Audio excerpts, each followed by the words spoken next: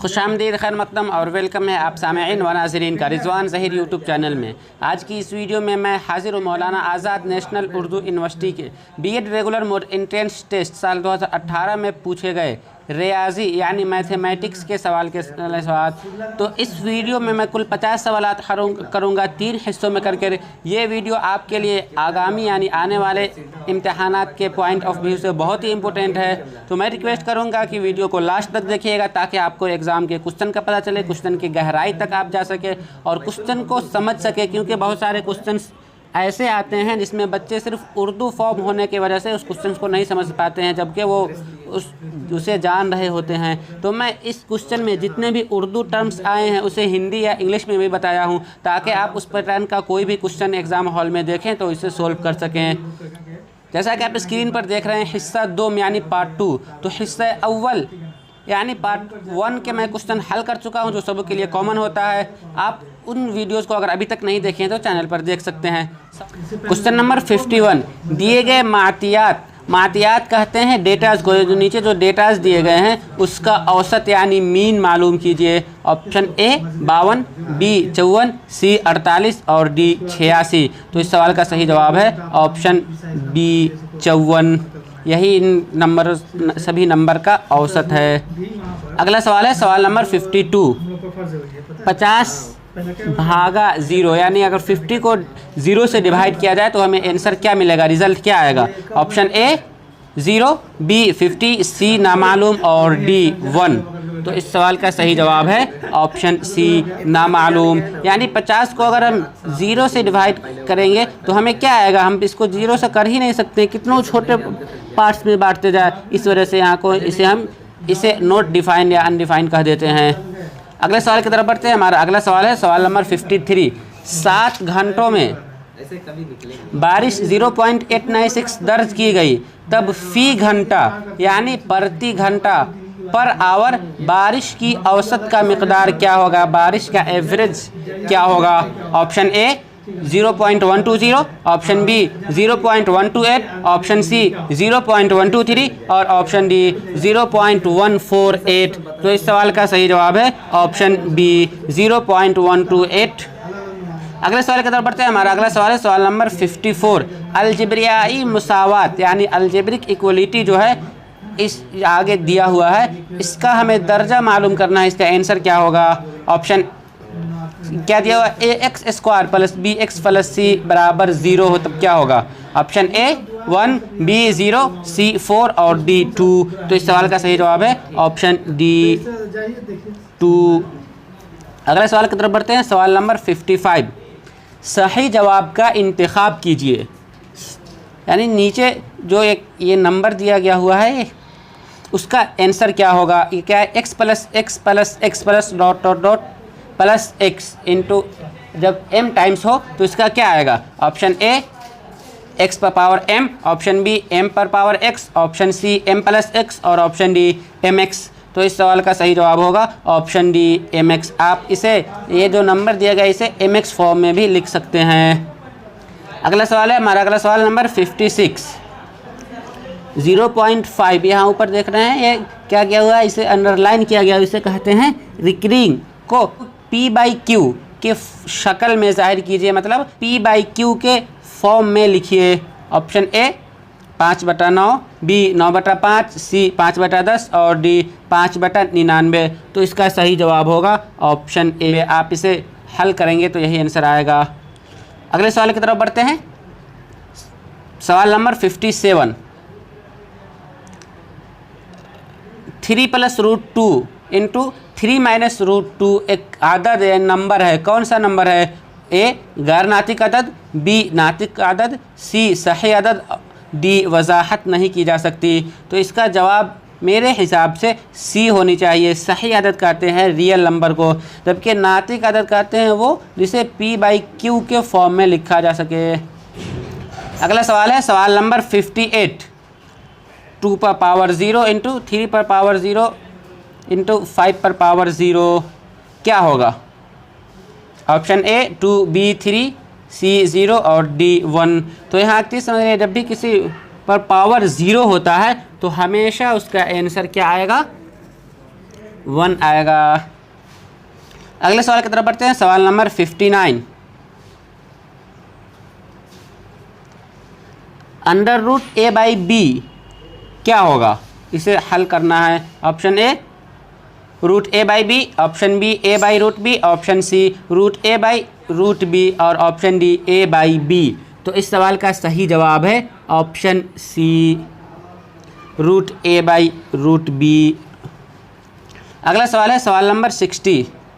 मकाब नुमा यानी क्यूबिट की मुकम्मल सतह का रकबा, सतह का रकबा कहते हैं सरफेस एरिया, क्या होगा, क्यूबिट का सरफेस एरिया क्या है, ये फार्मूला पूछा जा रहा है।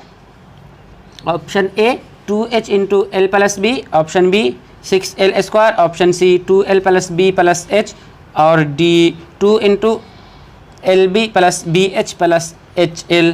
तो इसका सही जवाब है ऑप्शन डी।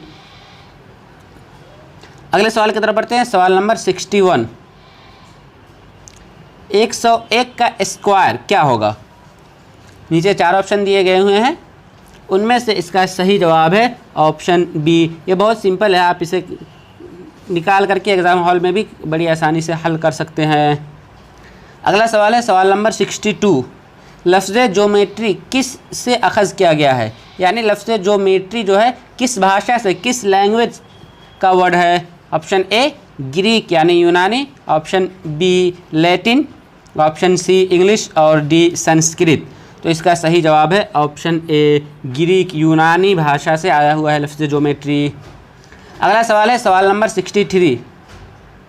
किस रियाजी दा ने 13 किताबें द एलिमेंट्स लिखी। रियाजी दा कहते हैं मैथमेटिशियन को, किस मैथमेटिशियन ने द एलिमेंट्स लिखी। Option A Euclid's, D Pythagoras, D Alexander और डी बोधियाना। तो इसका सही जवाब है ऑप्शन ए यूक्लिड्स। अगले सवाल की तरफ बढ़ते हैं, सवाल नंबर 64। नंबर 64 को हम पढ़ते हैं -x और -y, जहाँ x less than 0 y less than 0 है, किस रोबा में मौजूद है, रोबा कहते हैं क्वाड्रेंट को। तो option A Q1, B Q3, C Q2 और डी Q4। तो इस सवाल का सही जवाब है ऑप्शन बी Q3 में -x और -y होगा, जहाँ पे ये क्वेश्चन दिया हो। अगले सवाल की तरफ बढ़ते हैं, सवाल नंबर 65। -x मुहव्विर की मुसावात, मुहव्विर कहते हैं एक्सिस की इक्विटी है, -x किस एक्सिस की इक्विटी होगी। ऑप्शन ए x बराबर 2, ऑप्शन बी y बराबर 1, ऑप्शन सी y बराबर 0 और d x is equal to -2। तो इस सवाल का सही जवाब है option C y is equal to 0। अगला सवाल है सवाल नंबर 66। ABCD एक मुतवाज़िउल अज़ला है, मुतवाज़ी कहते हैं पैरेलल को यानी समानांतर को, और अज़ला कहते हैं भुजा यानी साइड को। तो ABCD एक पैरेलल साइड है और कोण ए 50 डिग्री है, तब बाकी जाविये कहते हैं एंगल को। तो बाकी जाविये यानी बाकी एंगल कितने होंगे। ऑप्शन ए 130, 50 और 130 degree, option B 100 degree, 50 degree और 100 डिग्री, ऑप्शन सी 120, 50, 70 डिग्री और ऑप्शन डी 160, 50 और 100 डिग्री। तो चूँकि हम जानते हैं कि कुल मिलाकर वो 180 डिग्री होंगे, जैसे 2 लाइन यहाँ पर खींची हुई है और उनमें से मुतवाज़िउल अज़ला तो यहाँ 50 डिग्री कोण दिया गया हुआ है, तो उसमें से हम कितना जोड़ेंगे कि 360 डिग्री हो जाए। तो सिर्फ ऑप्शन ए जो आ रहा है, हम सिंपल इसको लॉजिकली बता रहे हैं, वैसे आप इसे फार्मूला के तहत भी हल कर सकते हैं कि इन तीनों को जब जोड़ेंगे तो कुल मिलाकर 360 डिग्री हो जाएगा, लेकिन बाकी जो इन दिनों में से किसी में नहीं आ रहा है। अगले सवाल की तरफ बढ़ते हैं, सवाल नंबर 67। मखरूत के हजम का ज़ाब्ता, मखरूत कहते हैं कोण यानी शंकु को, और हजम कहलाता है आयतन यानी वॉल्यूम। कोण का वॉल्यूम या शंकु का आयतन का ज़ाब्ता यानी फार्मूला क्या है। Option A 2/3 πr²h, option B 1/3 πr²h, option C 1/4 πr²h और option D 2 pi r square H.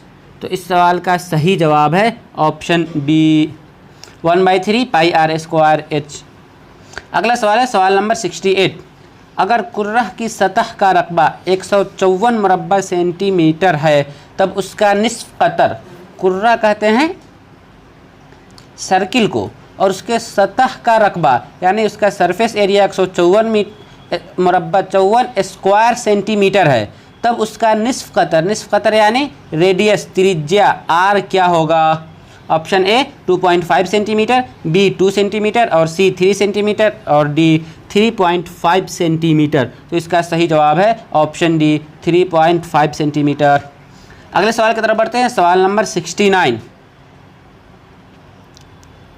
यहाँ एक सर्किल दिया गया हुआ है और उसी के अकॉर्डिंग हमारा सवाल पूछा जा रहा है। क्या दी गई शक्ल में, यानी इसमें ओ दायरे का मरकज़ है, दायरा यानी सर्किल का जो सेंटर पॉइंट है वो है ओ है, और ओ पी परपेंडिकुलर है ए बी के, जिसमें अगर ए पी बराबर ए और पी ये हो गया, ए पी बराबर 6 सेंटीमीटर हो तब ए बी कितना सेंटीमीटर होगा? तो आप यहाँ देख लीजिए, यहाँ ए और पी दिया हुआ है 6 सेंटीमीटर, तो फिर हमारा पूरा कुल हो जाएगा, यानी फिर आधा हाफ है 6 सेंटीमीटर, तो पूरा कितना हो जाएगा ए से बी तक।